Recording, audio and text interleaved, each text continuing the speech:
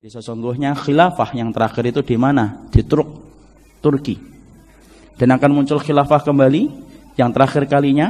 Kalau merujuk kepada apa yang disampaikan Nabi, akan berdiri kembali khilafah alamin hajin nubuwah. Akan kembali munculnya khilafah kelak. Sebelum kemudian Allah menegakkan hari kiamat dan menerbitkan matahari dari arah barat.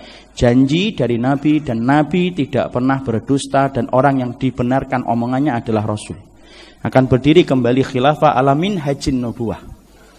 Akan berdiri kembali khilafah alamin hajin nubuwah.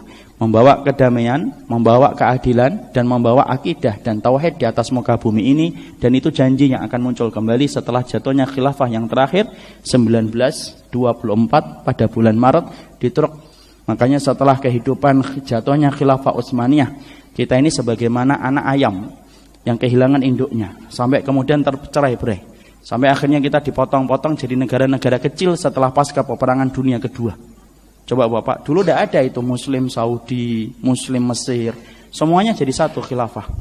Mesir itu pada zaman Rasulullah, pada zaman khilafah itu bukan negara, tetapi apa? Provinsi. Sampai kemudian beberapa hari yang lalu saya membaca sebuah manuskrip. Ternyata ada hubungan erat antara khilafah Utsmaniyah sampai dengan Aceh.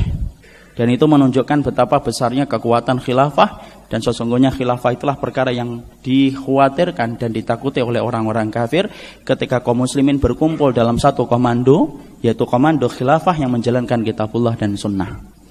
Makanya janji dari Allah itu apa? Khilafah itu muncul. Dan orang kafir itu membaca itu, Pak.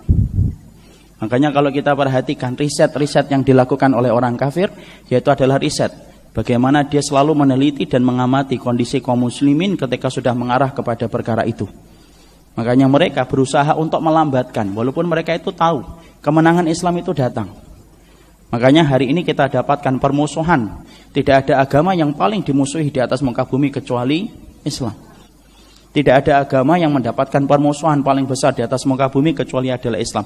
Kalau agama ini bukan turun dari Allah, sudah hancur dan sudah punah jauh ratusan tahun sebelum kita lahir. Tapi karena agama ini adalah agama yang lahir dari kekuasaan Allah Subhanahu wa taala, maka inilah yang menjadikan Allah mengabadikan Islam sampai akhir zaman. Makanya orang-orang kafir itu ngerti betul. Kemenangan Islam itu pasti datang. Karena bisa jadi, maaf Pak, orang kafir itu bisa meredam semangat Islam, tapi tidak bisa meredam kemenangan. Mereka bisa merusak bunga, tapi mereka tidak bisa menahan musim semi untuk datang.